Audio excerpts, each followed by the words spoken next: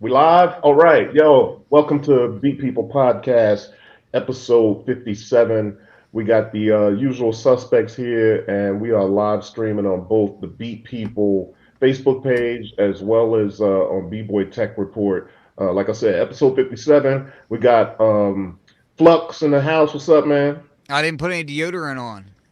Cool. I This just is the best feel way like to people experience out that. there need to know just how funky I am today. You're not funky, you're natural, but this is the best way to experience it from afar. Yeah, Just I want over the everybody to internet. just inhale because Yeah. it's. Whew. So you on that old dirty bastards? How I keep it funky for you? I'm telling you, man, I'm working on a studio and I'm just like, wow. I just sat down in front of the mic and I was like, ooh, this is bad. Why you named one of your presets Stank? Look, Oh yeah, yeah. That's why I got the stank on it. You little El stank. Travashi, what's going Oh. on? Yeah, I'm just getting ready for a show tonight, and yeah, that's what's up. Like, I feel like Travarsi. I feel like you got a show every night. I feel like lately that seems to be the case, but Right? I'm like, hey, Travarsi, what's up? It's Tuesday. Show tonight. Hey, Travarsi, what's up? It's Wednesday. Show tonight. Hey, Travarsi, what's up? It's Thursday. Show tonight. thanks Dope, for dope. coming out to the Perfect Circuit. Oh, it was fun. It was Thank fun. you. It's always good. I mean, and those things always, bring out the community and stuff. And funny thing is, the last time I was there in that space is when we met up with Alex, and he was here for the what was it? The Empress thing, the Zoya thing. Yeah. So welcome our special guest Alex from WMD. What's up, man? What's up, everybody? Not Hey, much, dude. Just Alex. chilling. Cool, cool. Good to have you on the show, man. Yeah, thanks for having me. I'm stoked. No doubt. Yeah, it's been a long time coming. And who we got in the chat? We got Hey, can we Inky. turn Alex up a little bit? He's kind of quiet. I, Sure. I can turn myself up a little bit. There you Okay. go. Is that better? A little bit. Check 1, 2. Yo, yo. Yeah, that's better. That's All better. right, Okay. cool. Yeah. Cool, cool. So, Alex, for the people that may watch the show and may not be familiar, tell us a little bit about who Alex is and what's up with WND, and then we're gonna get into some other stuff and just converse and stuff. Yeah, for sure. So my name's Alex, and I work at WMD. We make Eurorack modules and guitar pedals. I also make music under the name Nasty Nachos. So, and then yeah, we do monthly nights here. So we did one of our monthly dance parties last night, and it was super fun. Dope, dope. Yeah, I love that name, Nasty Nachos. Yeah, Nasty Nachos. That's gangster. Hopefully you can remember that one, you know? Yeah, I'll never forget that one. Dope, dope. Somebody in the chat said, "Great set Wednesday, Travasi." I agree. Dope stuff. It's all good. So, WMD. How long has WMD been around? And this is just for, I guess, my information. I just don't Yeah, know. for sure. So we've been around since 2007, Okay. and that was when we released our first guitar pedal called the Fat Man. Mm-hmm. And that was like an envelope filter, which has evolved into three different types of Fat Man. So there's the Fat Man, the Super Fat Man, and something, I think there might even be another version of that. And then we discontinued that and turned that into the Protostar, which is a synthesizer based, synthesizer style filter and a guitar pedal. And we got into modules, I think like 2010 or 12, 2011 or 12, I think. Mm-hmm. And that was based on the Geiger counter pedal, moving over into Eurorack, and then us just falling in love and realizing that was what we needed to be doing. Yeah, that's dope. Dope. Yeah, I remember the Geiger pedal. Like, that is a really popular pedal, at least in the circles that maybe we're around. It's like I've heard a lot and seen a lot of people talk about it and using it through the years. Yeah, for Um, sure. It's definitely one of those ones among the electronic music scene that took off. I mean, our guitar pedals are kind of known in the guitar community for being too difficult to use, or just too complicated, too many knobs, things like that. And the synth community and electronic music community are much more open to things like that, because it's just that's stuff they're used to, and they're all about the knobs. Right, right. That makes sense. Actually makes a lot of sense because when it comes down to it, synthesis are all about, there's knobs for every damn thing, knobs and sliders, and I think it's a certain way we're wired, no pun intended. But Yeah, yeah, for it makes sure. sense. Hey, I got a question for you. Uh-huh. The so the first model that you designed though, wasn't that the Aperture? No, I didn't design that. That was Tyler. Oh, Tyler did that one. Okay, Yeah, yeah, so I that was was wondering Tyler. about that. And then the first, I'm not actually like an engineer designer. I'm just a product developer. And so the first products I started working on, um, what did we release? I mean, I think the Mixer, Overseer, and Muscle were I was a big part of, and then Metron and that whole thing. Mason and I and William and our whole team has done a lot of work on that, but that was one that I feel really lent a hand to. You guys have quite a few products up here, so I'm just kind of sharing the screen and showing everybody the WMD website here, so you guys can go check this out because there is a ton of gear on here. Totally, yeah. That's one of the things I don't think a lot of people realize is that we do have modules for everything. We've got a few different filters. We've got the whole WMD SSF line, which is really great bread and butter stuff, and then we've got all the performance-based stuff that's more recent, because that's been our main focus recently, is making live performance more accessible and more fun. Yeah, so many awesome Yeah. units here. Do you have a recent favorite of the of WMD modules, Alex? I mean, Metron and Volterra are completely changed the way I play. I've been using a Metron for about a year before the release because I was just using them with beta, and I mean, it was every single show we would be updating firmware right before, like, I don't know if this is a good idea. But a lot of love went into that one, and that whole range of things is just I mean, I can't make music without it really anymore. It's just what Yeah. I really like. And yeah, we just released Crater. We started shipping those just last week, so I think that's another one that probably won't leave my case like ever, because I mean, I'm using drum machines in conjunction with Eurorack, and Yeah, just being able to have all the kick drums in Crater is amazing because you got all the it control really right is. there to just shape it. I've been kind of digging in, especially over the last couple of days. Even last night, I was kind of digging in, and Yeah. and in conjunction with rearranging my case so that I have a whole row sort of dedicated to drums, and the end of that, the beginning of the row is a drum sequencer, and the end of the row is a like a mix out so that I can kind of take one out. But yeah, Crater and Fracture has been blowing my mind over here lately. Hell yeah, man. It's really like those joints really sound good, man. Y'all did a really good job. Yeah, One, thank you.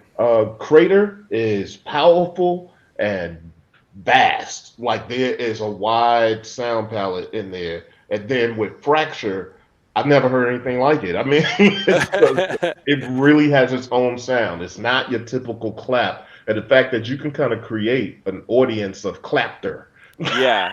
with that joint is crazy. Yeah, for sure. I mean, the whole idea of the drums is to, replace your one-shot sample pack, or at Hmm. least aid in using that less, or having to dive through sounds less, rather than if I just want a crunchy clap with a few people, instead of going through and like looking through tags or just looking through names that I or someone else wrote on those anyways that are just like crunch clap, um, and then EQing them to make them sound good. We really wanted to make it so you could just say, oh, I want this many people, and I want them to have, I want them to be this drunk, as I like to say it, because I'm just like, yeah, we're gonna try and clap on a beat. No But doubt. you can kind of adjust how good they are at clapping together, which you can go from the just like so many people and so together that it just sounds like noise, like a 909, Hmm. out to like a just like 8 people in a bar at the end of the night. Yeah. And what's dope about that is because I know, for me with making hip hop and even being a sound designer, a lot of times, okay, so coming from the world with chopping and sampling and chopping breaks, a lot of times you'll have layered sounds on your chops, Right. and you may have like a snare or kick that has some other remnant of something that slightly follows it. Right. And with the fracture, you can get that kind of effect out of it with that spreading of the clap. So you can Yeah. kind of have like, you know what I mean? And like that's Totally. so dope that I had kind of stumbled upon that and I was like, yo, this is fresh. So yeah, Yeah. good Right work on, on man. that, man. Yeah, and Really the good Thank you. work. I I'm need really those. digging on the fact that like Crater does exactly what I do anyway. You know what I mean? Like Yeah. it Totally. layers an analog and a digital kick together, and so you get the attack of a digital sample sound, and then you get the oomph of your analog as well. So it's like you get that stacked sound, which is Yeah. really dope to have all at one.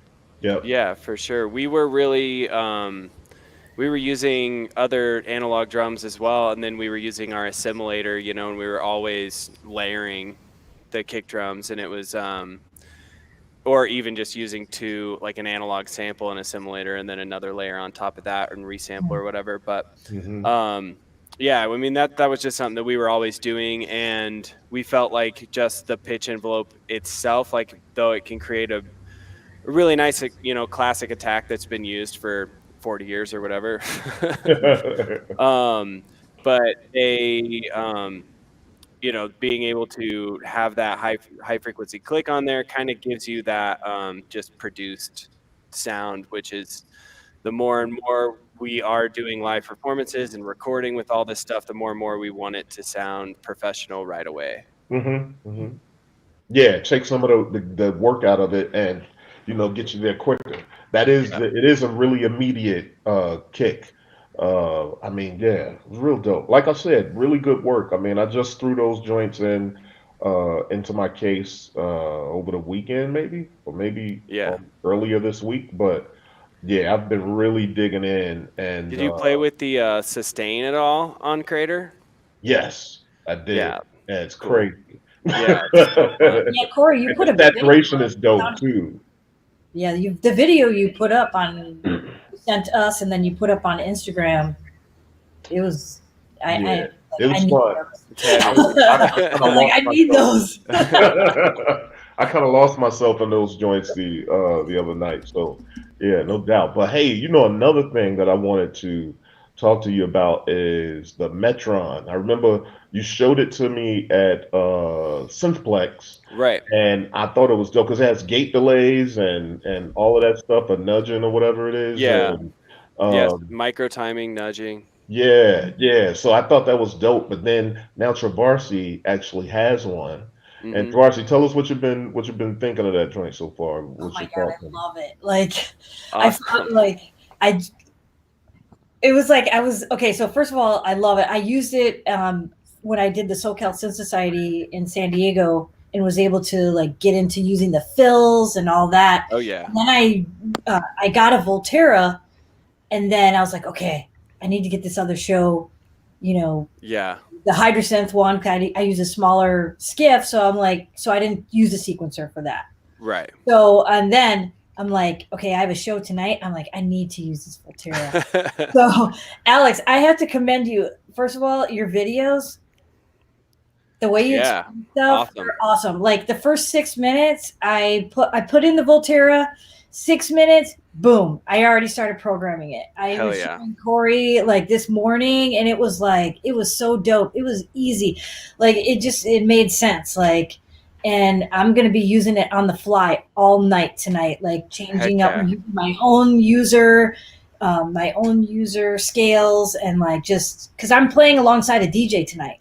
Okay. Yeah. So Um, yeah, you can yeah, so I can just match turn keys that or knob, whatever. and I like how you can see the what note you're picking. And the thing Oh that's dope yeah. about it is like as it's playing, you can still go in and change your scale.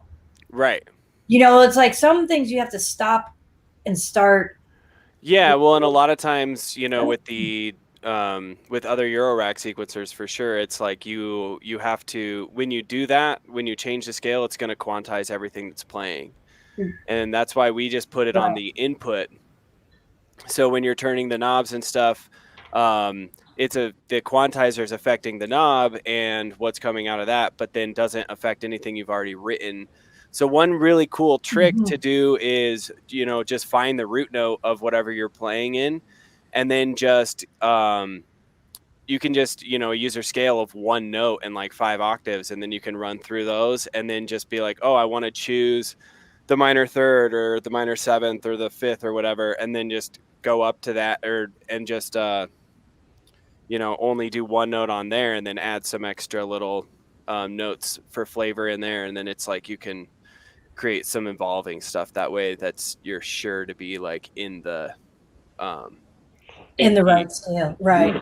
Dope. I'm gonna try that for sure. But I love it. Like it sounds awesome. It's so immediate. Like yeah, and the fills, it's so playable. I was telling Corey, like you have these options, to create the variations, and you can create like a few bars of pattern. But because it's so easy to just change it on the fly. I've been in one bar and just constantly just changing, like resequencing right there in that moment, and it's just like, yeah, no, that's so awesome to hear. I mean, that's one of the things we try and tell people a lot is that when we give a demo at a trade show, we're like, okay, this is all you can do. You can do, you can go out to 256 steps, and everybody's eyes are glazing over, and they're like, man, this thing's really deep. And it's like, if you just use it for a 16-step sequencer and take advantage of the variations to give you that variation, and you can make those B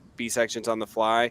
A lot of times, the longest bar the longest like phrase you're ever going to create is 8 bars, but most of the time you're just going to be doing 1 bar because it's that easy to make variation on the fly with, like you said, the fills, or just adding some gates just manually every once in a while. No. Exactly. Well, actually, I wanna take a step back just because I realized that we just said Metron and then we went into it. What is the Metron? Yeah. So the Metron is a 16-channel trigger and gate sequencer. It can do up to 256-step long sequences. It's got lots of really quick just shortcuts. There's not a lot of menu diving. Everything is just button combinations, and all those become muscle memory really, really quickly. And then it's got gates and bursts, random features and probability features, and then it's got what we call look ahead sequencing. So with the variations, you have A through E, and those are your different patterns. And so you can edit a pattern while another one's playing at any time. And so it's really nice because you can be listening to A, go into B, copy A into B, make some variations, and then just go to it. And at the end of the phrase, it'll play that sequence. So that's just for triggers and gates. And then we added Volterra just a couple weeks ago, and that is a 4-channel CV expander. And like Travarsi said, that has a bunch of real-time quantization things, and the fills, like the loops, will affect them.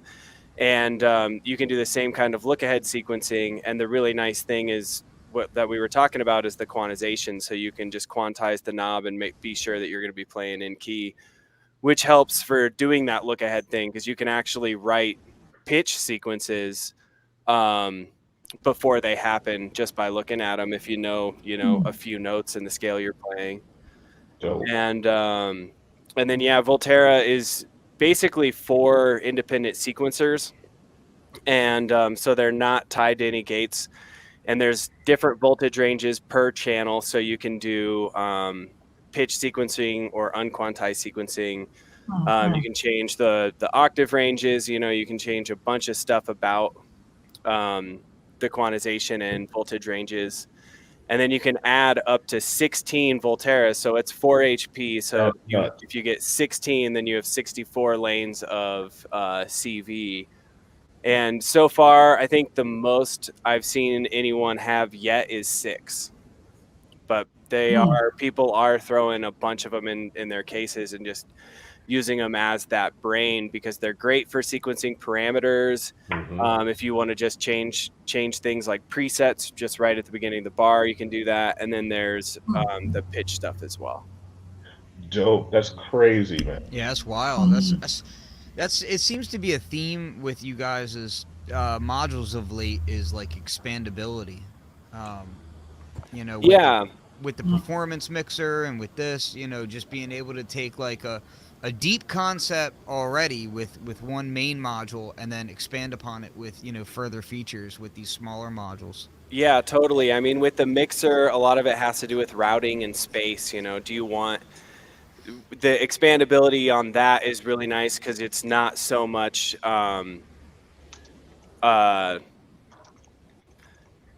I forgot what I was going to say. I'm sorry. Got on a track there looking at myself. My face popped up on the screen. Oh yeah. Yeah, I'm over here playing with the windows and trying to make it look presentable.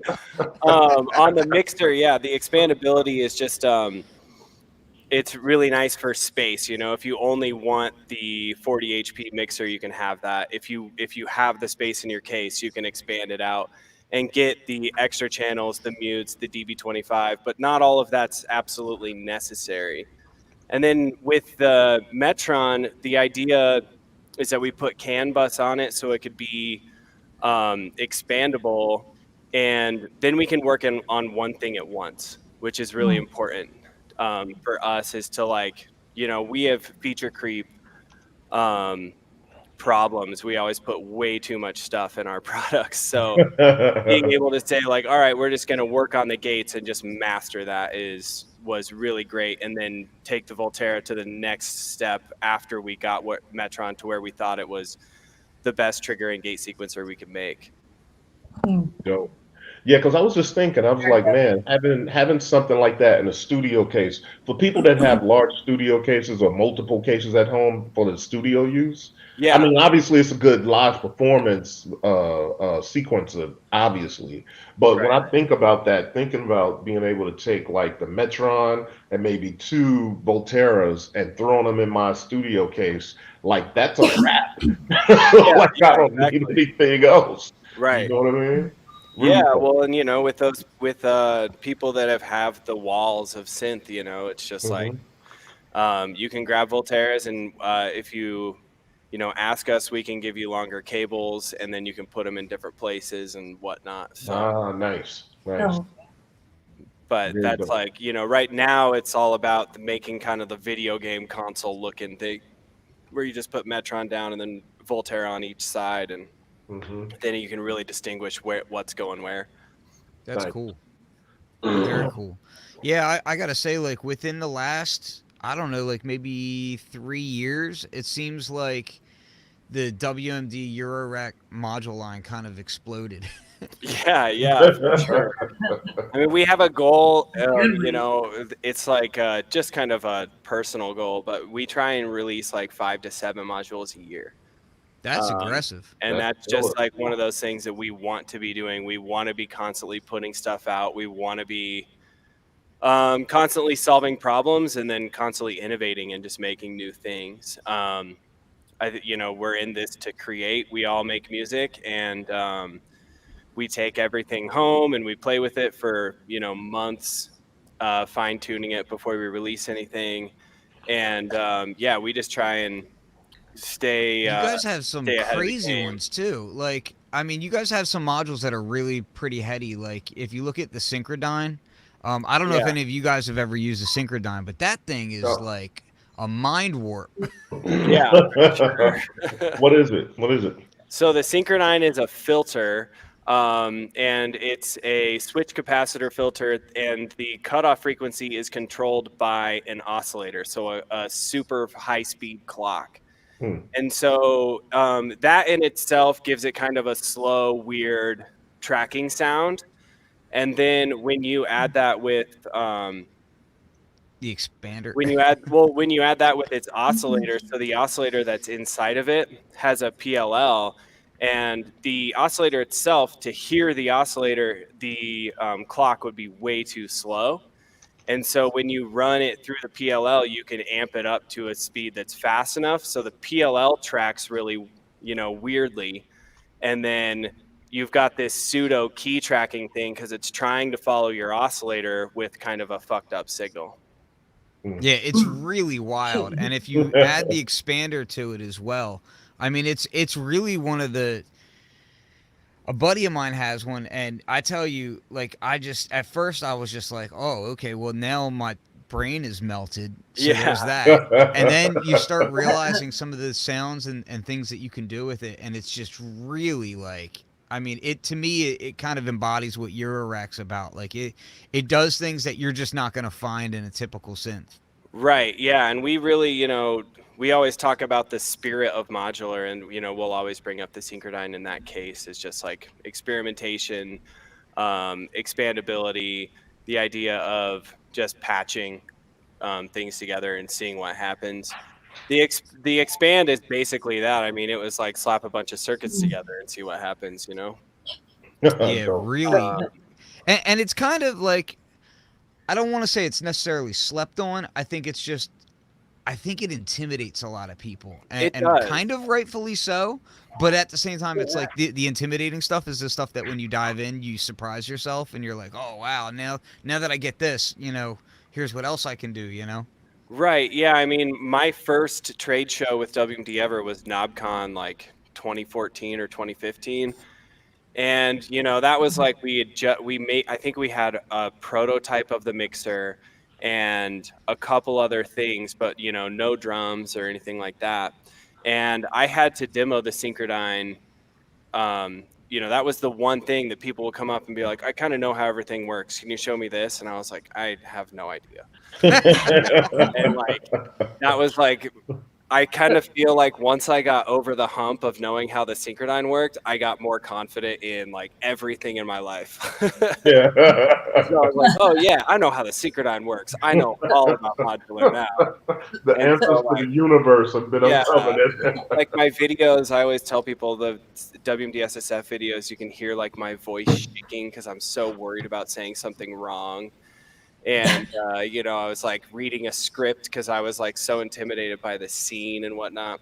And it was like as soon as I understood the Synchrodyne and like could actually tell William, the designer of it, what it did correctly, I was like, okay, I got this. My videos, I got all loose. I started doing the like, hey, let's talk to each other because I actually feel like I know what I'm talking about now. Yeah, that's dope.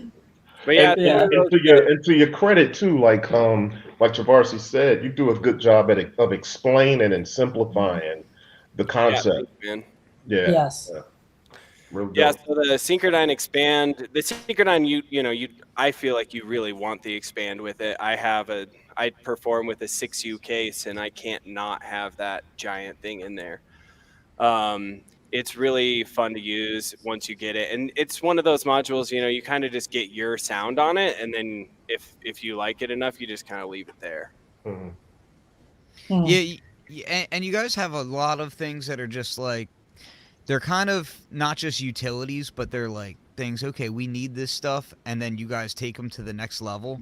The Right. compressor is one of them that comes to mind with that because it's not like a lot of Eurorack compressors. I feel like are pretty bare bones and like kind of set them and almost forget them. But your compressor is much deeper than that. Yeah, I mean, that was, I don't know what module that was in the line of William, like what number it was, but that was definitely a pro audio inspired thing. All the decisions on that were very much influenced by pro audio compressors. Yeah, definitely a cool compressor, man. I've heard that thing in person a few times, and it's got a lot of versatility to it. You can throw drums at it, you can throw bass lines at it, and have it duck. You can do all kinds of good stuff Yeah, with totally. it. Must be pretty popular. It is sold all the way out. Yeah, that's that one might be closer to the end of its life, like the as far as the product cycle goes. We've sold quite a few of them, but they've, you know, when space is one of everybody's main priorities right now, and so the muscle does really well, and that one doesn't. It's not as popular anymore, just because everybody's trying to condense so much. Yep. The muscle's a good size too.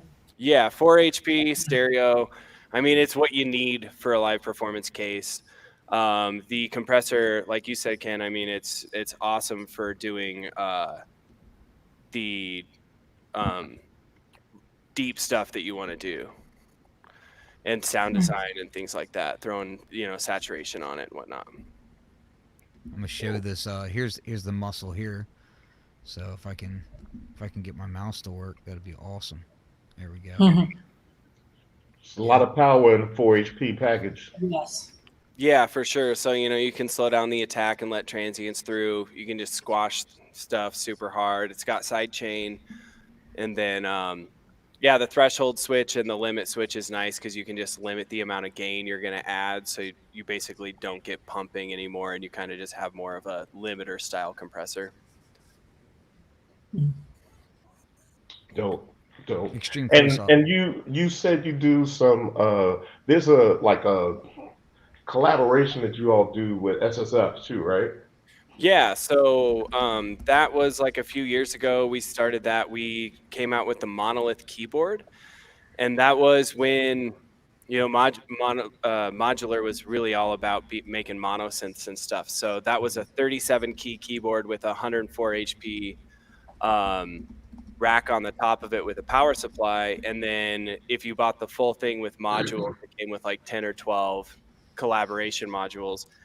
And honestly, that was a really good move on their part to do that, because we were able to split some work and create a line for both of us of those bread and butter modules that we just, that everybody needs, without having to, take all of the weight and Yeah, design time away from other things that we were working on. that's smart. That's really smart. Are you guys in the same location, or how collaborations come together? I think they met at NAM Okay, quite a few years back. I'm not really exactly sure where William and Andrew met, but cool. And you're gonna Uh, be at NAM this year. You said you're gonna be hanging out. What's yeah, up? I'll be hanging out. I'm Yeah, gonna come find you and pester you for a bit. yeah, for sure. We'll So be around, man. We're not exhibiting this year, which feels really nice. It's just nice to go walk the show and hang out with friends. yeah, it's gonna be a good time this year, man. There's gonna be some cool after party stuff going on and whatnot. So hopefully we can all link up. Yeah, Yeah, he'll be for there. sure. He's gonna play too. Yeah, Oh, Mhm. nice, yeah. I'll bring nice. a case. I'll be at the SoCal Synth meetup party. dope. That's gonna be fun. There's gonna be a lot of dope stuff happening there. It's gonna be Yeah, a nice for sure. variety of performers too, so that's gonna be real dope. Yeah, I'm really Oh yeah, excited. we have Ali coming in too. Yep. Yep. So yeah, me and Ali and Ken, you gonna perform? I'm not sure yet. I Yeah. gotta see if I can squash like I want to squash this down to like this, and then I have to travel with it, and I'm like, yo, I tell you one thing, I hate traveling with a Euro rack like on a plane, because I'm like deathly afraid of checking it. Like I've had to do Oh that a few yeah, times, and it's just like, oh, that's like the worst feeling. It's like, sure, you can hold my baby. yeah, yeah. I get stopped You every carry it time, on. but I just tell people I'm a DJ and it's fine. I remember one year I had I had a prototype of machine with me, and yeah, like they were freaking out on the plane because I had it like on my lap in the plane, and I'm just kind of Yeah, rocking, and like people were all like looking at me all weird. It was really odd because I was like, I wasn't even really thinking anything of it, but the stewardess was not as receptive. It was This guy's interesting. got a science project back here. Yeah, yeah, Yeah. this guy's turning knobs, and he looks like a terrorist as it is. This guy looks yeah. like I he's ready to blow I up a travel federal quite a building. bit with it. I mean, it's just like it's all about cases. I mean the elite modulars are perfect. They're like right on the threshold of as big as you can carry on, and you know, they're pretty heavy to like slow, you know, just take around, but they are super durable. I mean, they've been to Europe with us for, you know, years. So they just go everywhere we go. And then I just got a submodular 6U, and that thing is amazing because it's all aluminum and it's only like 3 inches tall with the lid on it.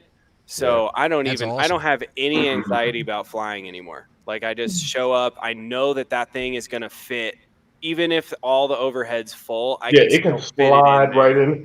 Yeah, there is somewhere where there's a duffel bag it can go on top of, or just like a purse that can be moved to the side or something. Mhm. Yeah, But I it's use the so Elite small.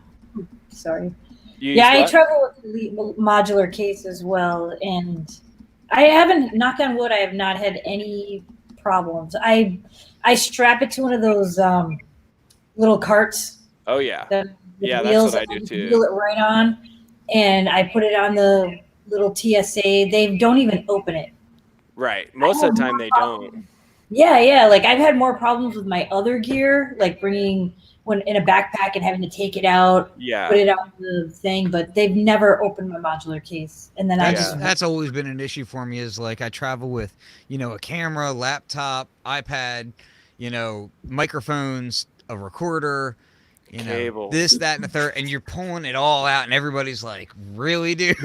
Yeah, Yeah, you're like, yeah, straight up. you can go around.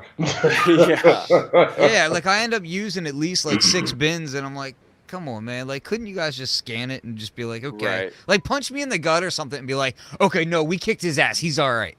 Yeah, But pre-check is nice for that though. Yeah, I don't have Um, yeah. pre-check though, because it's like I fly just enough for it to make sense to have it, but I'm mhm. broke enough to just not buy it.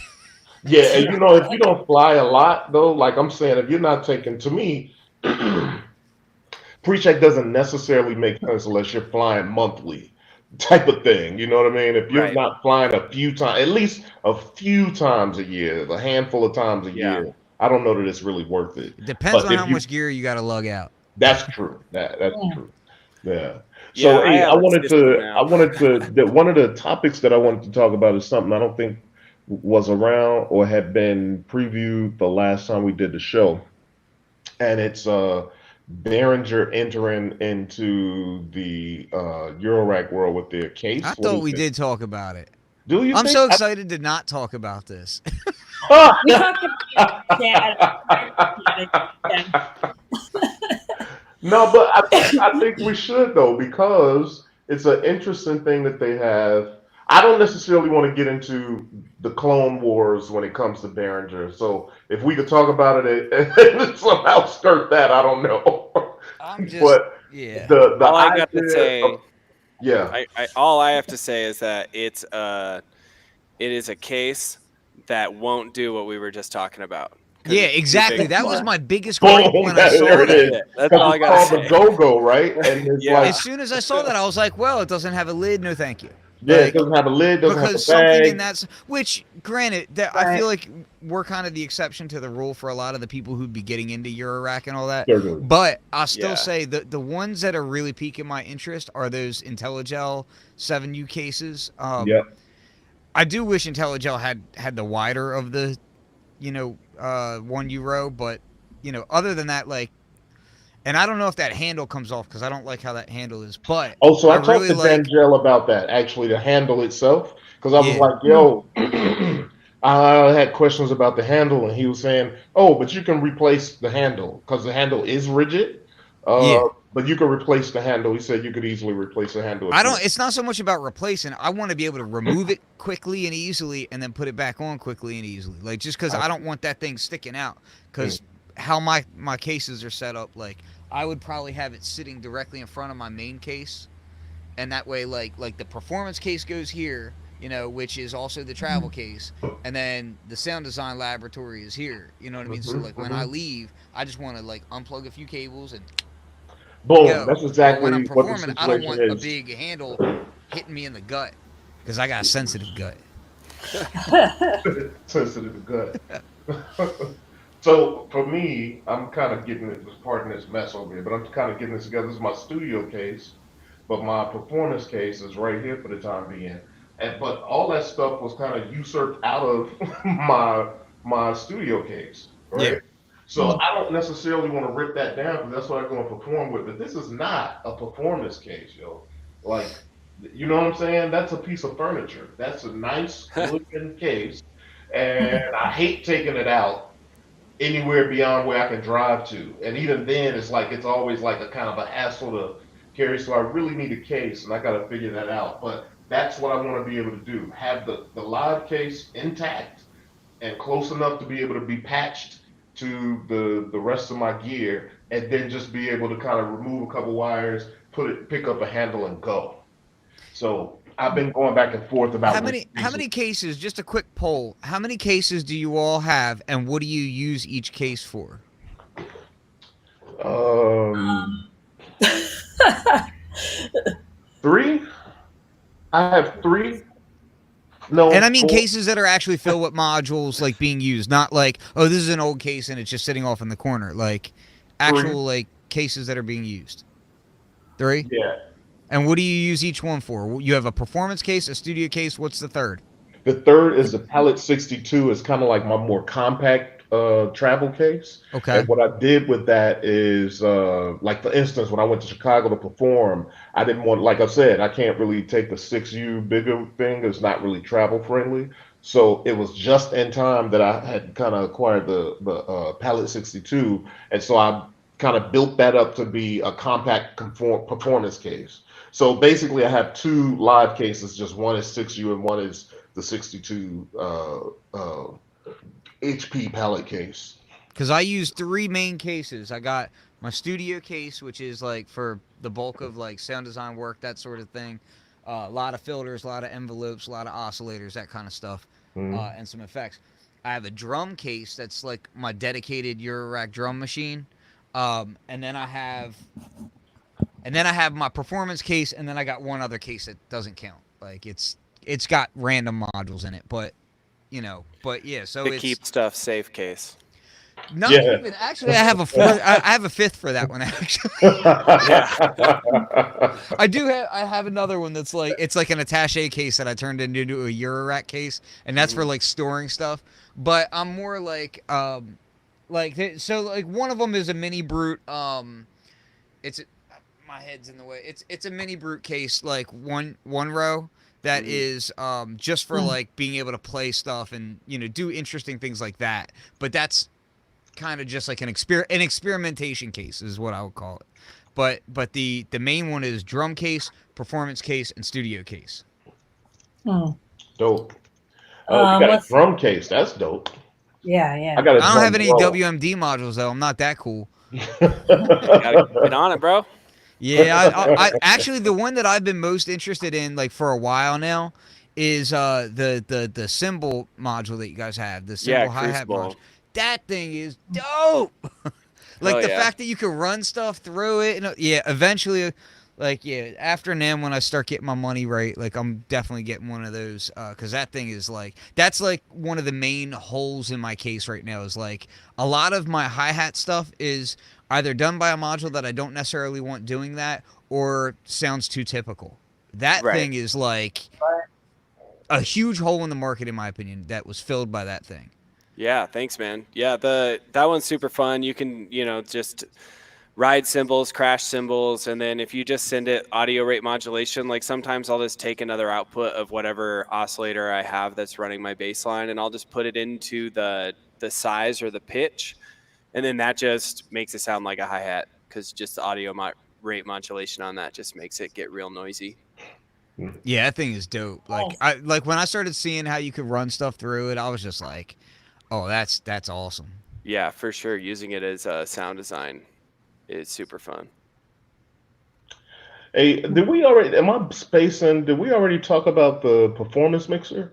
WMD performance mixer. Not really. Like we touched on it, but we didn't Yeah. show it. We didn't do all that good stuff. So I want to talk about the WMD performance mixer, especially when we talk about cases, because you know that's one of my struggles to find a good mixer in my Eurorack because just because I mean you have a smaller thing that has sends and all that, but I have something that I won't mention that's noisy because I do like the company, but I think that this particular thing is just noisy and I don't know. So Yeah. anyway, I like the performance mixer that you guys do. What's the HP on that?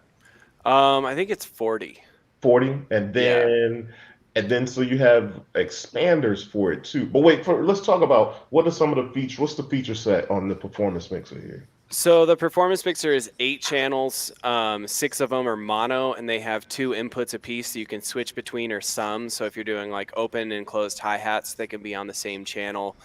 If you've got like 2 different bass lines that cover the same territory but need to be used separately, you can put those on the different channels. Um, 2 auxiliary sends, voltage control over level and panning for each channel, and then voltage control over the auxiliary send masters on the performance mixer itself. And then it's got a stereo send and return, so a stereo like a master insert, and that's nice No. because you can run the stereo out into our other stereo modules. The overseer is like a DJ style filter, and then the muscle stereo compressor. You run those back in, and then you've got compression, and then still you can use the master knob for master level, so you can still have full control over the master level. And then you also have Q mixing, so you can listen to sequences and tune oscillators and things before you let the house hear them. So being able to Ah, cue nice. things is super nice. And that was kind of the idea behind the mixer. We were going to performances and seeing people play like 10-minute performances of one patch, and it was kind of like turn it up and turn it down. And we Hmm. were like, if you could just like cue like a DJ, you could play for a lot longer, and that was the goal. You know what? Earlier this year, Just I a went comment through black that. faithfully. It's a common problem because I went through that whole thing earlier this year with starting to perform out live and kind of thinking, you don't think about it when you're just in your studio doing what you do. It's like, well, Right. how can you keep this going for that long? And for me, the way I perform with the mod bap that I make, like I have to go to the next joint. Right. You know Yeah. what I mean? Oh, yeah. It's not like I think if you're an ambient artist, you can draw those things out and you could do some pretty creative things to draw them out. But for what I'm performing, like, yo, no, you got to go to the next joint and keep it moving, right? Yeah. And I'm trying to do house music. So it's like I'm Yep. trying to do like 6, 7 minutes of each track max yes, Yep. and Me move exactly. on. too. So Is it the coming idea black of faithfully? queuing is really dope. Not yet. What was the question? So we haven't announced this yet, but I can just announce it really fast. But we're going to be doing a special edition of the mixer that's going to be um, the mixer and the channels under one panel. So it'll be a 10-channel mixer, Oh, and that'll be black. dope, Nice. So we dope. are going to we're getting ready to produce them, and we'll be putting it on the website pretty soon. I And we're just think going to So that'll be be the one I it's have to like a get. little exclusive thing, just to help some people out. Dope, dope. nice. That's really dope. And the was that like you said the channel strips? Is that like the expand? What kind of expansions do you have? Yeah, so we have the channels expander, which gives you 2 more stereo channels, and Hmm. then there's 2 inputs for each stereo channel as well. So you get 8 more inputs just with that.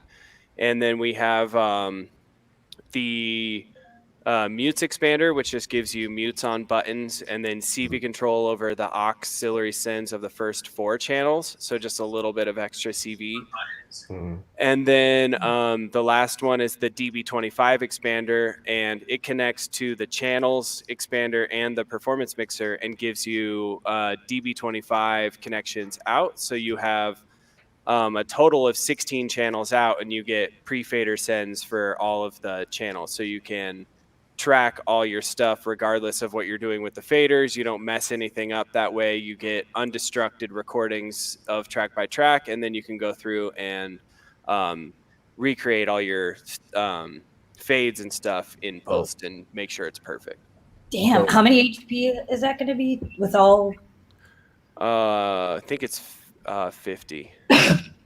Okay. So you know what, the one of the things that stood out for me, and I'm glad you mentioned that you're talking about the expansions, because one of the things that stood out for me with this live performance mixer is I see it more and for my use as like in my studio case, I could really use that, and especially with the DB25 expander, because I could throw that in the back of my Apollo. Right, exactly. You know what I mean? Like, yo, that is so dope to just be able to do that and have all of that stuff streaming directly into your DAW if you use a DAW. Just, you Right. know what I mean? Like, that is really, Yeah, and really all those nice. outputs are balanced, so they can just go Game directly into a changer. preamp or directly into a line input.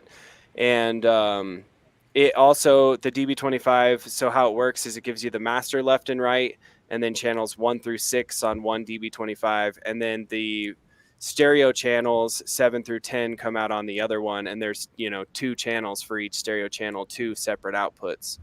And but they're all balanced. So one of the things I do, even if I have the DB25 in my case, I don't really have a performance case or a studio case. It's all the same thing for me. I have a 6U performance case and a 9U sound design case, but I use them both for performance. Dope. And so if I put the DB25 in my rig, it's just going to stay there for a while.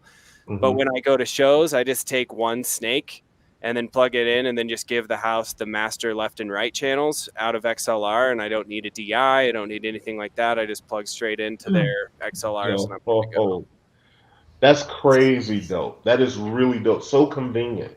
It just Yeah. Mm. kind of removes problems. You know what I That's mean? It what solves we're going for. so kudos on that, man. Good question. I got a question here from Pat Brady. He says, "Are the aux returns mono?" Yes. So the sends and returns, yeah, they're just mono returns. If you want to do stereo effects, you do have the stereo channels that you could use for Mm. that if you needed it. And that's what I do if I'm going to use like the Doppler or something. I just run it into one of the stereo channels.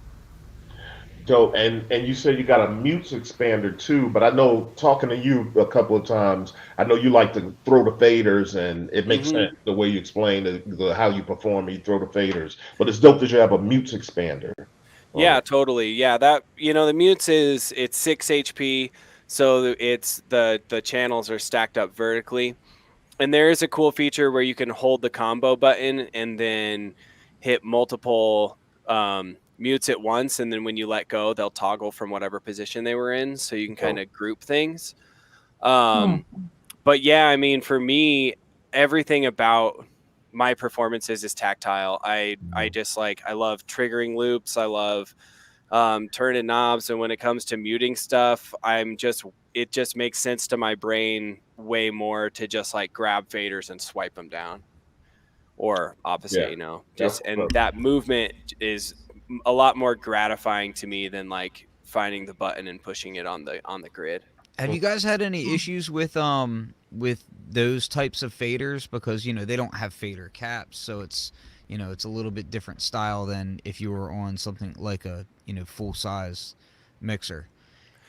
Do Um, you guys get those things breaking much, or are they pretty solid? Or I've only had to replace two okay, in Mm. when we've sold over 1,000. yeah, that's not bad at all. Um, and one was like, "Hey, I broke it. Like I Yeah. dropped something on it and I broke it." And the other one was like, "Hey, the LED fell out." And I was like, "How did the Oh, LED fall out? Send me a picture." And just one of the standoffs on the side had broken off. Um, but oh wow, Mm. I have work to do. I need to update the photos of this performance mixer. We actually ship it with plastic fader caps oh, that are okay, clear that go over it, and so those protect them quite a bit, and they make those faders feel just so much better. And okay. we sell Yeah, those I as haven't seen it with well. that, so that's Can you nice. bring up that mixer again? No, Okay, cool. what Please. what's going on here? Come on, Funky Flux.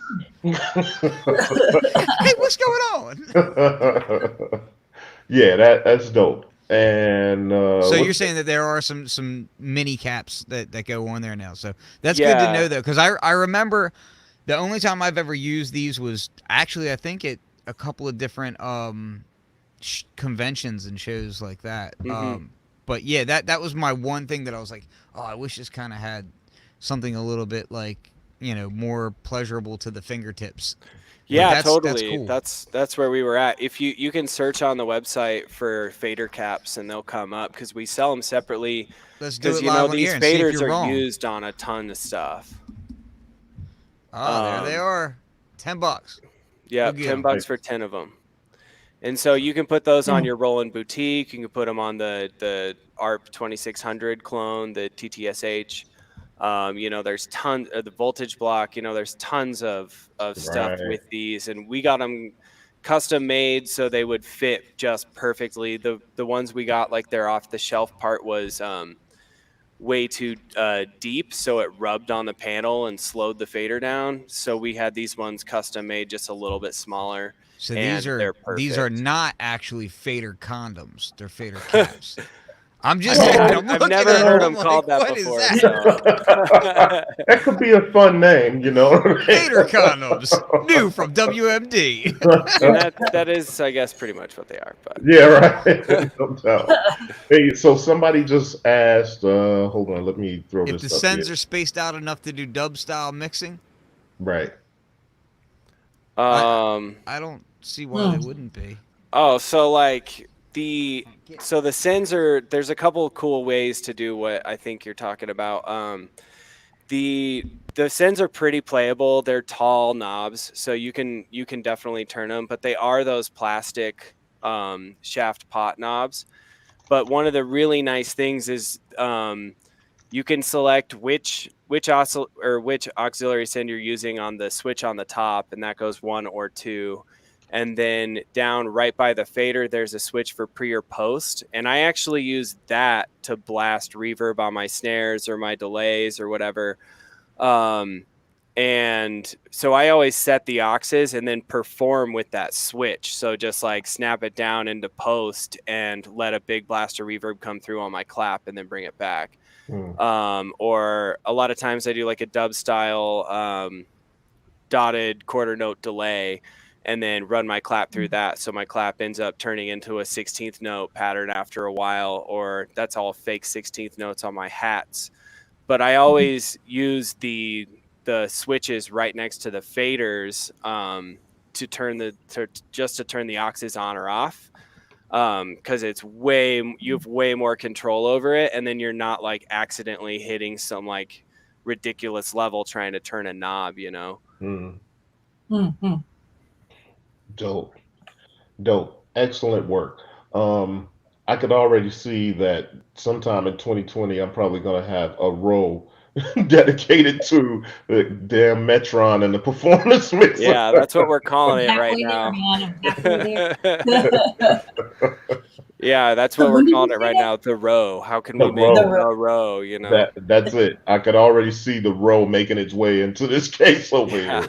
I should make a note real quick that if you go to their website, if you go to WMD website, you'll see right on the front that, like, you know, there's news postings about updates and all that. So like the 1.3 update is out now for the Metron, and so you can, if you go to their website, you'll get all the information about, like, you know, what's popping off new. Yeah, for sure, and subscribe to my YouTube channel too. No doubt, no doubt. Yeah, really good YouTube channel, guys. Like I said, he does a great job. Alex does a great job at explaining what's what and kind of simplifying concepts. You know what I mean? Which is dope coming from the brand itself. Not all the brands do a great job at that. You know what I mean? Yeah. So yeah. So I don't know, man. What else you guys got coming up soon? Question though, one more time. When are you going to announce that mixer that you were talking about? We're next, so not this coming week, but the week after that.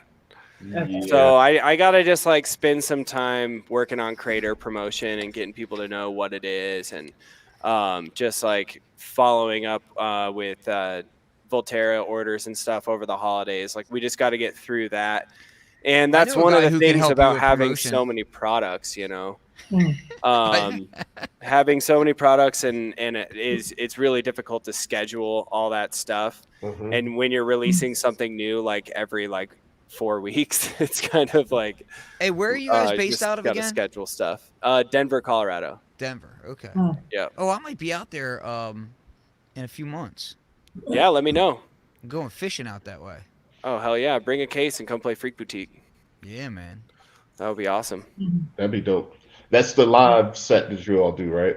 Yeah, so we do 2 parties in Denver. We do the second Monday of every month is Freak Boutique, and that is our like open mic night for modular synth performers. Mm-hmm. So it's 6 performers that are chosen by random the week before. So people sign up, and then I go in and select people randomly.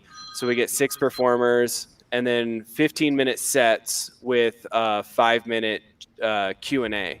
So after the 15-minute set, I go up and ask everybody questions about what they were doing in the set, maybe like top 3 modules or what they were inspired by. And it just kind of opens the audience up to feel like they can talk to the performer and ask them questions afterwards.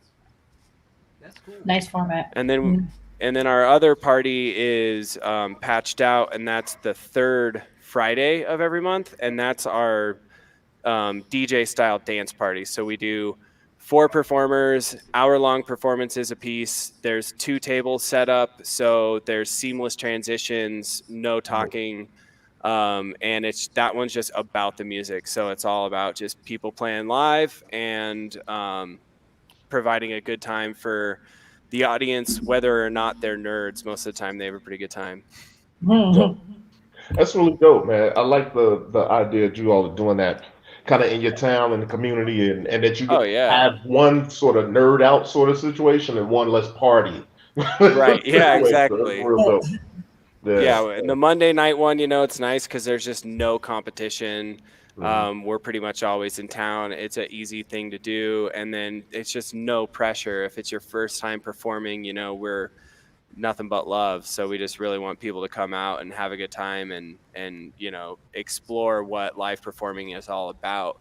And then the Patched Out party is more about just like showing the community, like the electronic music community and just the dance community in Denver that that we're doing this stuff live and that it's still fun to watch and still fun to dance to, and it's not like that classic meme of like, oh, I gotta go see my friend's band play.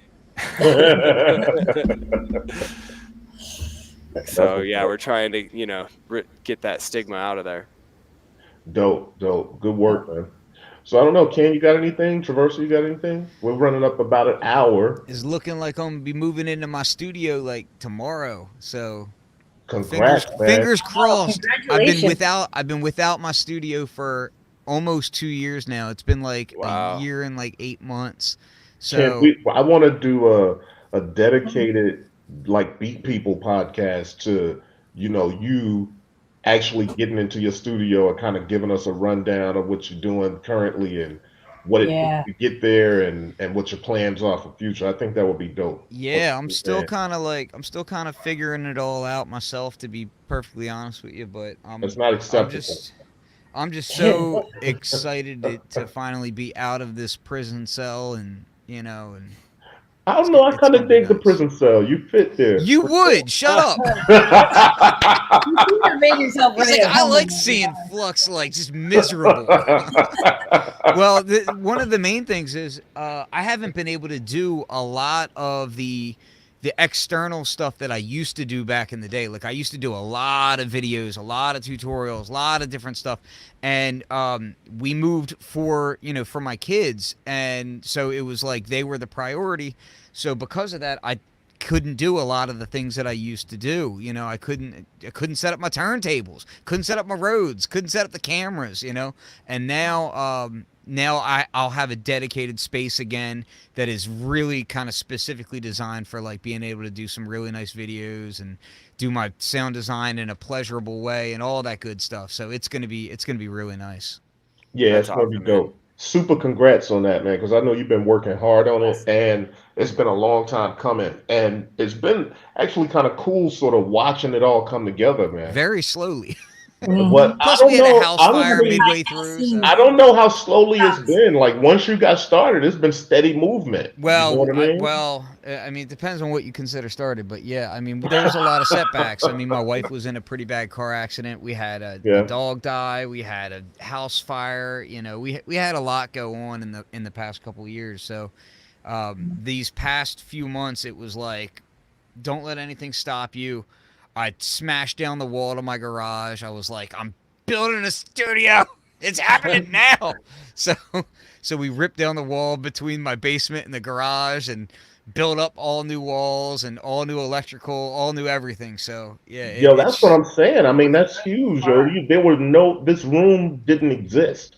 You know what I mean? It was just open space. You cleared stuff out of there to free up the space, I then will say framed it in and made it beautiful. It's really dope. I had to make like one compromise that like I didn't really like, but for the sake of just getting it done, I had to do it.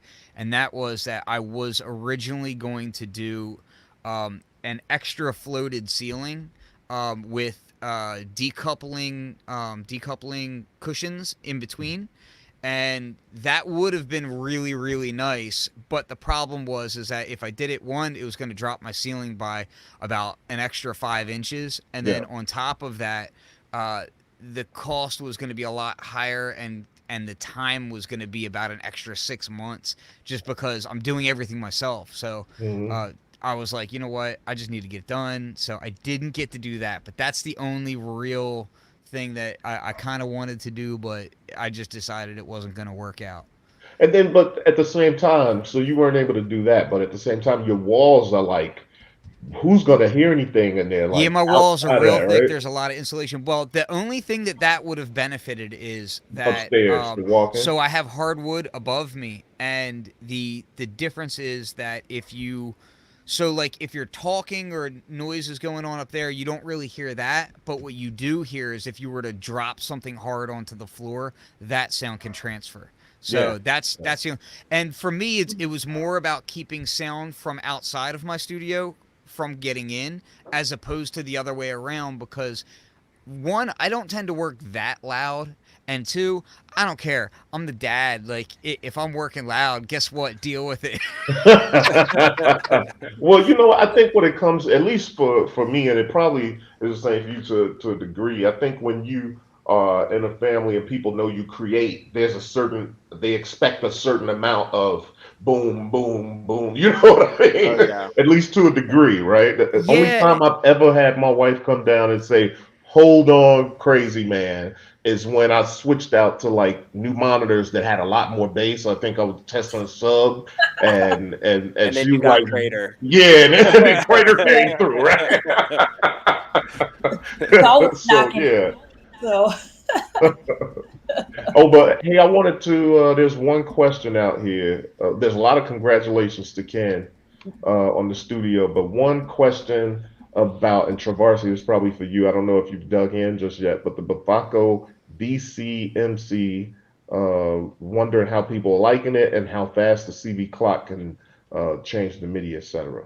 Have you dug in yet? I haven't dug in yet. I'm actually waiting for my performance case. So when I was, I'm having a new case built actually for travel, and that's sort Nice. of what's going into that. Yeah, it's a briefcase style Mhm. um, Where are you getting case. that from? So there's a guy that goes by Rhythm Dial Techno, Okay. and you can see him on Instagram, and he makes amazing stuff. And he just messaged me actually and told me he's like just finishing up a couple touches and shipping it out to me. I'm super excited about it. And Nice. but it's a smaller case, so it's 6U89 HP. So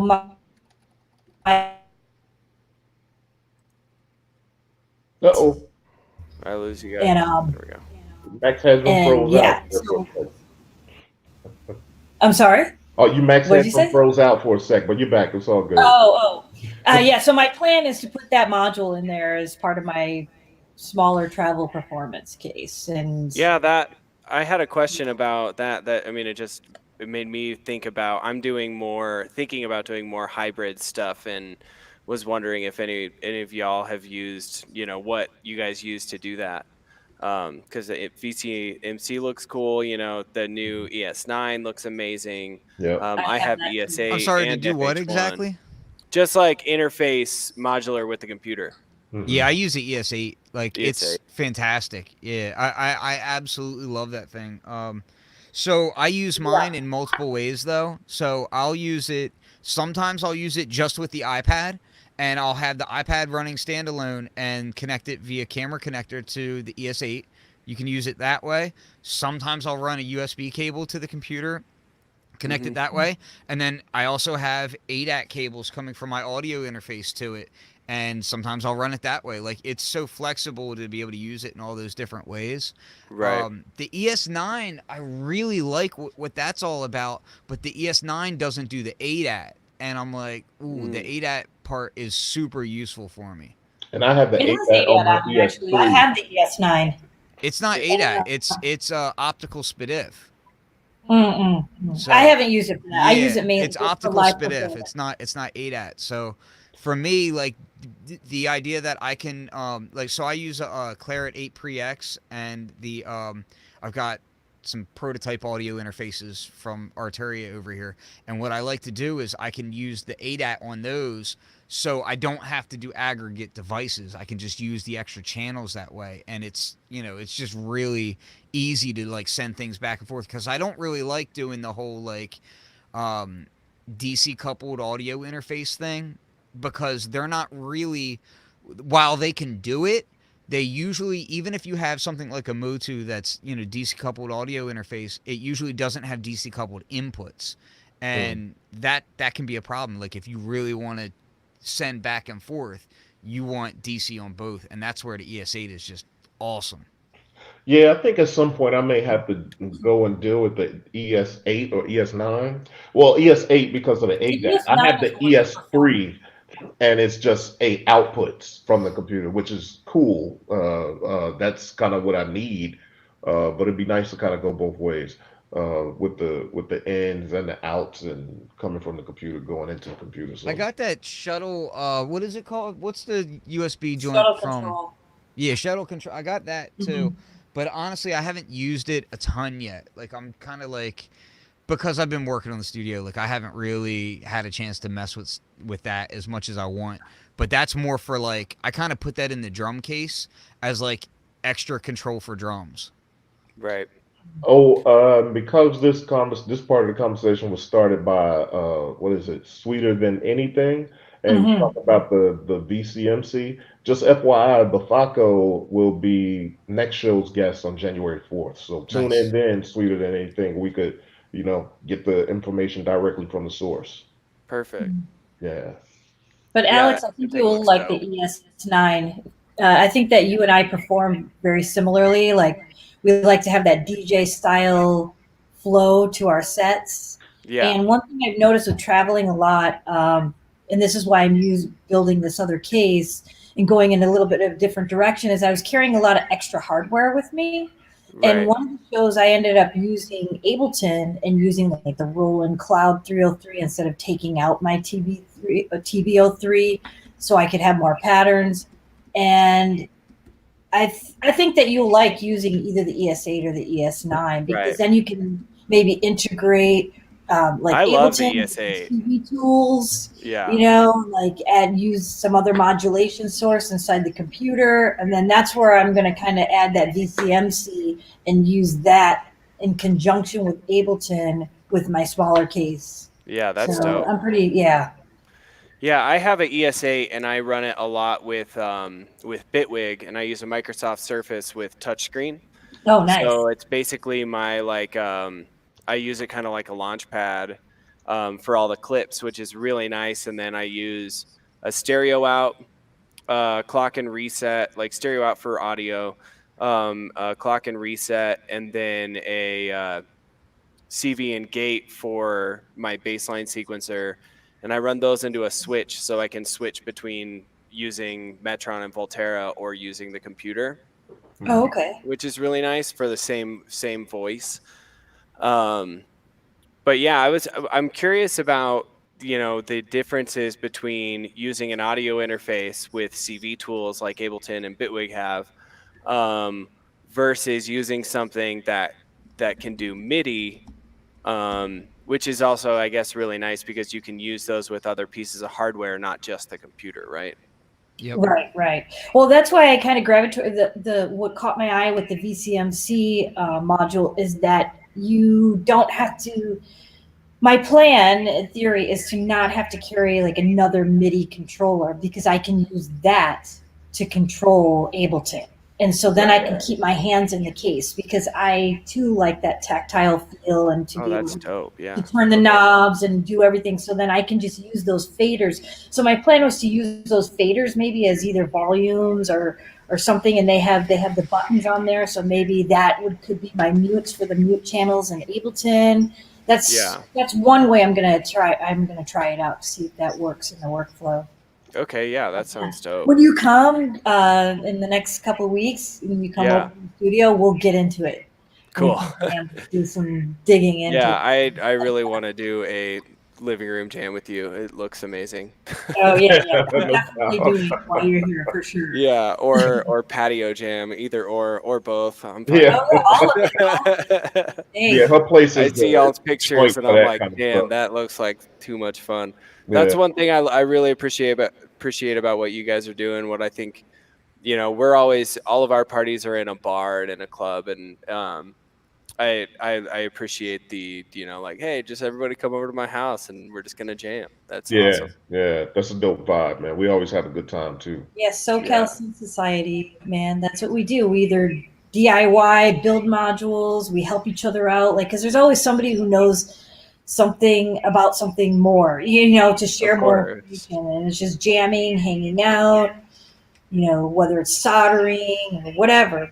And it's all types of electronic music. It's not genre specific, which makes it Exactly. even better, And you know what's dope about that is that you tend to learn more from people that do different types of music than what you do. Mhm. You know what I mean? Totally. So it's like fun, but then I always find like there's many of us will kind of dip off and be like, so what are you doing right there? And then somebody gets to explaining their patch and going through different things.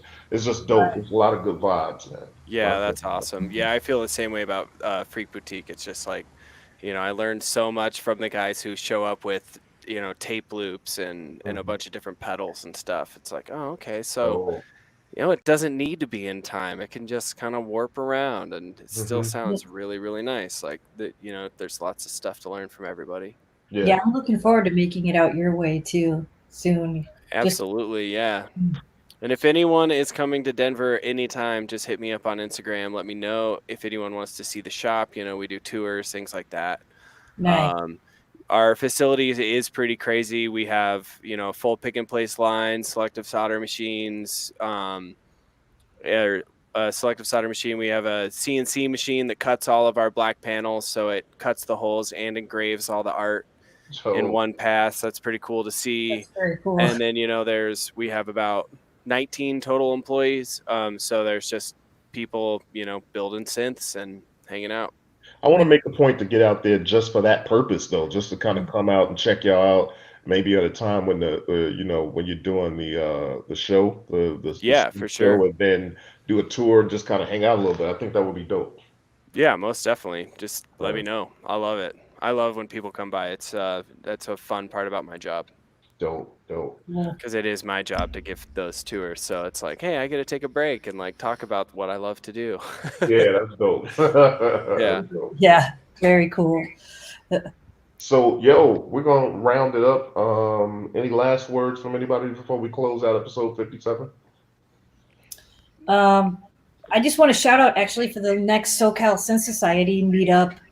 We have Chris Meyer coming out, and he's gonna from Learning Modular. He's gonna do a demo and do like a little workshop, and then he's going to do a book signing because he's one of the co-authors of the book Patch and Tweak.